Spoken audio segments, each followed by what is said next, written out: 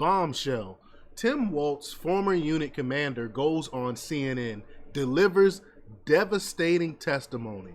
I can't wait to see this clip. I haven't seen it yet.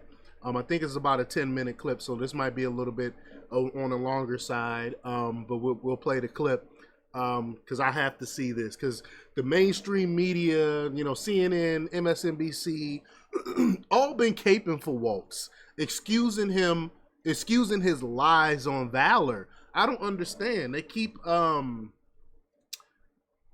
on, let me share this screen here. Totally forgot to share the actual screen here. Here we go. Sorry about that. But they actually keep excusing his lies on his valor. Everyone knows lying about your rank is wrong, and the media is continuing to cover for this man, which is utterly disgusting, just like JD Vance said. But we're gonna play this clip and see what his unit commander had to say. But before we get started, go ahead and hit that like button, share this out so we can get this information out there. Subscribe if you're not already a subscriber, and hit that alarm bell so you know when I'm putting out new stuff. Also, check out my link tree in the description. It has a link to my Patreon. That's where I talk about things that I can't talk about here. Also, check me out on X. I post a bunch of news throughout the day and my thoughts from news throughout the day there as well. All right, so let's talk about this news. Now, this comes from Red State, from BOMBSHELL, and they report that in a devastating development, current Kamala Harris running mate Tim Walz, former unit commander, appeared on CNN and completely blew up the scandal surrounding the abandoning of his unit before its deployment to Iraq. Oh, so this is pertaining to that. I thought it was going to be pertaining to his line about valor, but still, this is wrong too.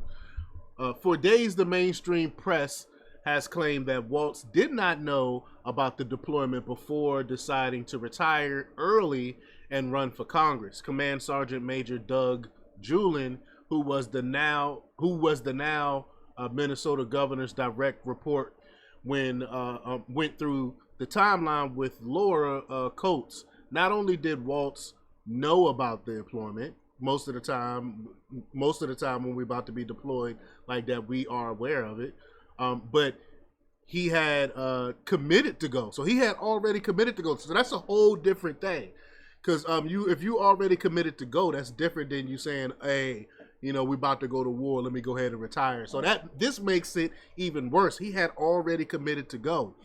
It was only after he went around Julin that he was able to secure his retirement, leaving his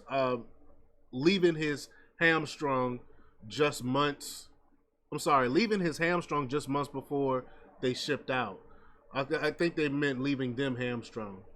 But the CNN host did her level best to push back at points and offer clarifications, so-called clarification in Walz's favor, but Julin held his ground and gave the facts, inconvenient as they may be for the Harris campaign and the press. So let's go ahead and play this clip here. Here we go. Criticism over her running mate, Governor Tim Walz's decision to retire ahead of his unit's deployment to Iraq. A new CNN K-File report shows that similar accusations were made against him in 2006 during his first run for Congress. Now, here is actually what we know. Walz filed paperwork for his congressional bid in February of 2005. The following month, the National Guard announced a possible deployment within 2 years. He retired in May of 2005, although it's unclear when he submitted his retirement papers. Now, 2 months later, his unit received deployment orders to Iraq. Joining me now for an exclusive interview, retired Command Sergeant Major of the Minnesota National Guard, Doug Julin. Sergeant Major Julin says that Walz knew about the scheduled deployment to Iraq and went above him to get approval for that retirement. Sergeant Major, thank you for joining me this evening. Everyone is really focused on the nuance of this specific issue, so I want to pick your brain on this, because you gave an interview to the Washington Post where you said, and I'm going to quote, "Nobody wants to go to war. I didn't want to go, but I went. The big frustration was that he let his troops down." Now, he was entitled to retire after 20 years of service. I think he served 24. Why do you suggest that he let his troops down by exercising that choice to retire? Well, there's a number of things out there, and hopefully I've got time to present this whole sequence of events to you tonight, Laurel. Reason being is that there's so much stuff going on out there that people don't really understand the concept or the chronological events as they occurred. And I'm going to kind of start back in the fall of 2004 is what we received, my commander and myself of the 1st Brigade 34th Infantry Division Brigade Combat Team, what's called a notification of sourcing, which is a NOS.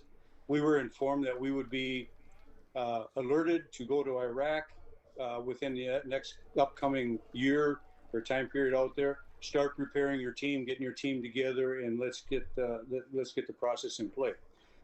Now, back when I was in the Air Force, I don't know if things changed, and you know, Air Force and Army and National Guard, those are all different branches.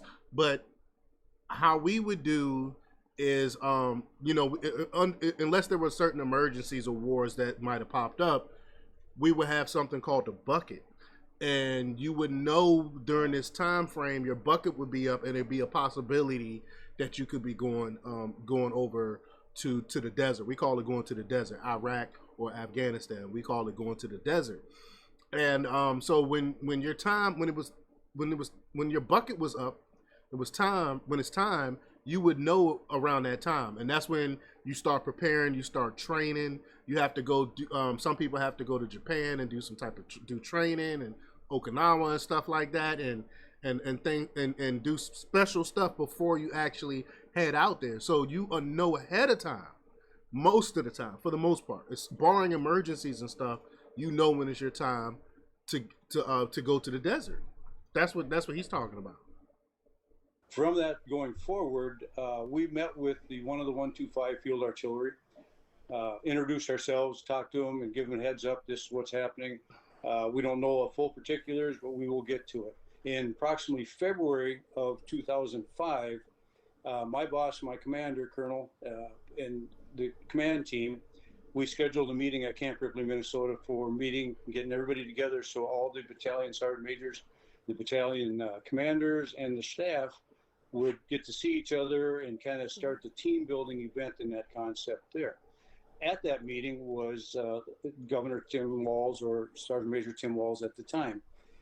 When we had the meeting and it was over with, he asked to speak with me, and we sat down and spoke one-on-one, and that's where he informed me. He says, just to let you know, I have put a bid in for Congress. I have not been selected yet. I have not been nominated yet, but I just want to let you know. Okay, you give me a warning order, which we call a warning order out there. Mm-hmm. The following month, and it was March of 2005, or it could have been April, give or take a month right in there. Yeah, sure. We had another meeting at Camp Ripley. At that time, Tim Walz was there. We had our meeting. Everybody was talking about who, what, when, and where, and what we were going to be doing, what our mission was coming up to be, how we were going to handle it, and how we need to build the team.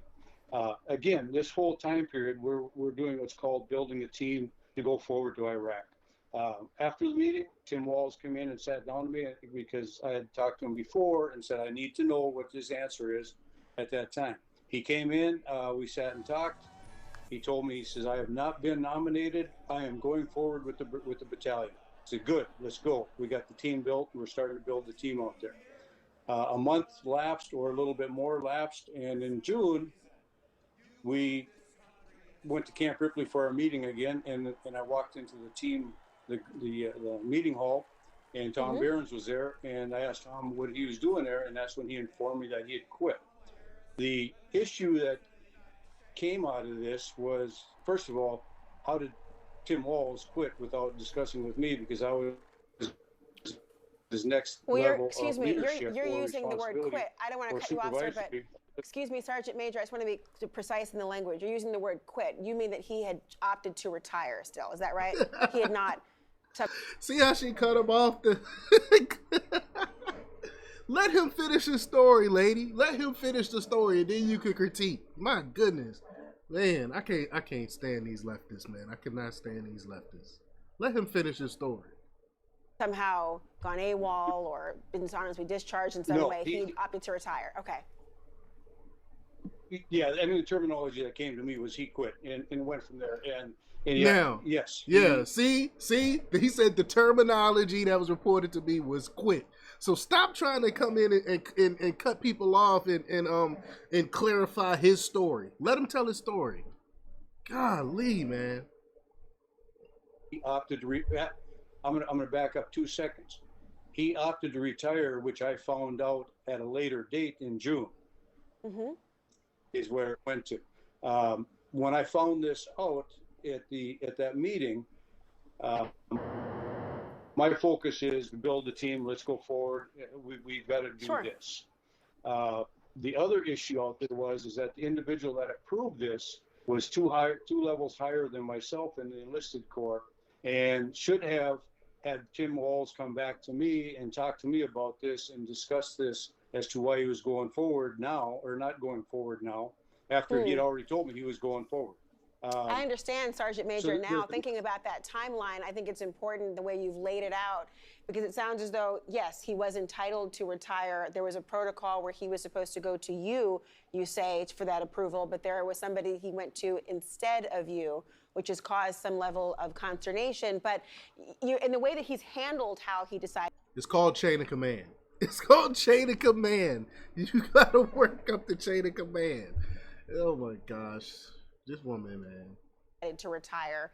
I do wonder what you make of the way his retirement is being characterized now by political figures and others who are saying that somehow he has stolen valor, number one, or that his retirement was an abandonment of his duties. How do you feel about the experience that you are describing to us right now being described as political talking points?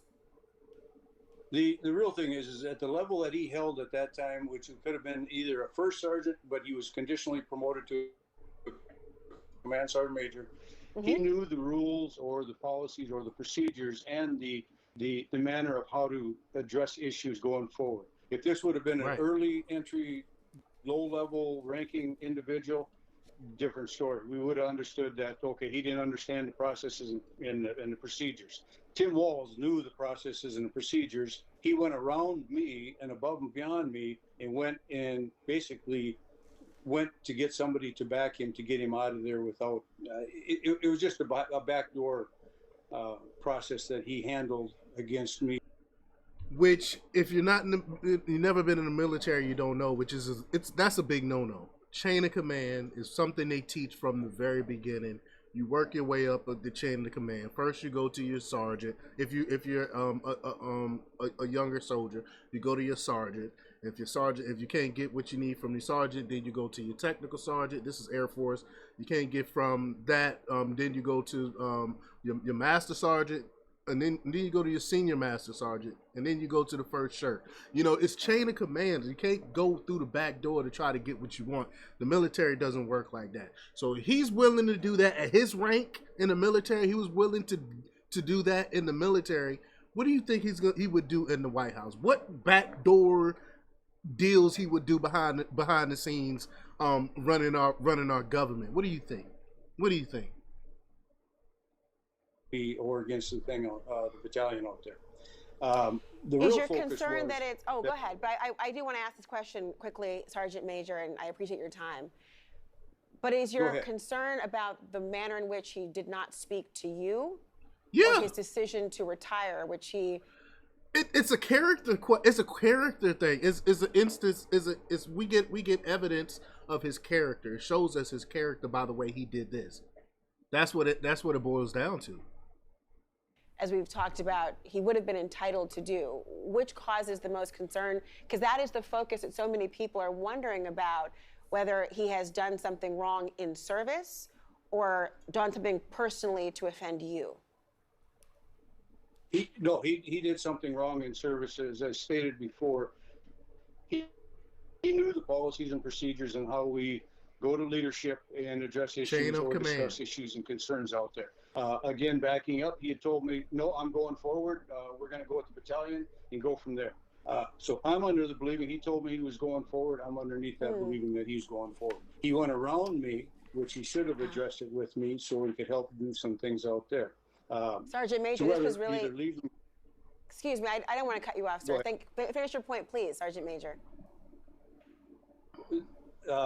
He went around me, and the fact is that there's possibility he probably would have realized. I would have probably no, it's too late. You're going forward, because we had already received our notification of sourcing.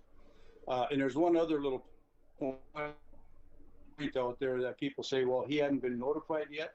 Yes, he had been notified. Now there's another step out there. Is what's called stop loss. 90 days prior to the actual deployment, we received our orders, and at that time is what's called stop loss, where you can't change your mind.